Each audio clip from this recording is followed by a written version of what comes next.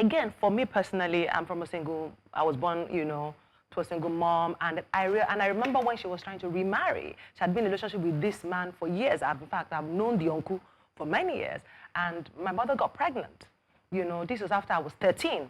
They've been together for like 6 years before the pregnancy, and I remember the man saying that, oh, I can't marry because another man's child cannot live in my house. In my house. So my mother put me in a boarding school. It didn't work, and eventually, they parted ways, which is how, hence, myself and my younger sister.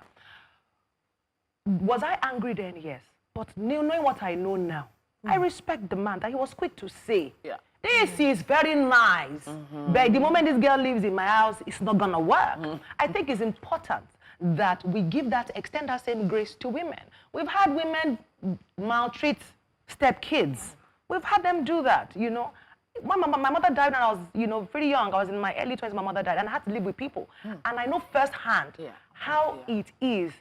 In fact, there's a particular incident that comes to mind. I remember the man of the house, his wife had traveled, and so the wife put myself and their cousin in charge, of his meals, and they had their children in the house. But because we're not even the older, but we're in charge of his meals because his meals were specific.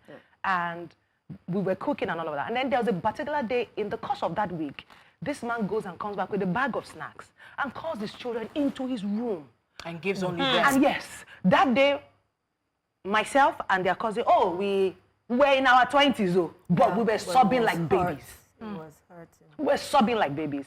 Now, I was angry, but knowing what I know now, you see, I mean, people say that I always extend grace because I always value that you're different. He does not have the capacity for it.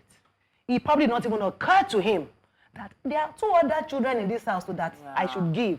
It doesn't occur. So there are people like that, and I think that we should extend that grace to women. Once you understand your capabilities as a woman, I'm not able to love. Whether it's from a selfish place, whatever place it may be from. Is it not better for the psychology of the child to be protected than to expose that child to trauma that is everlasting?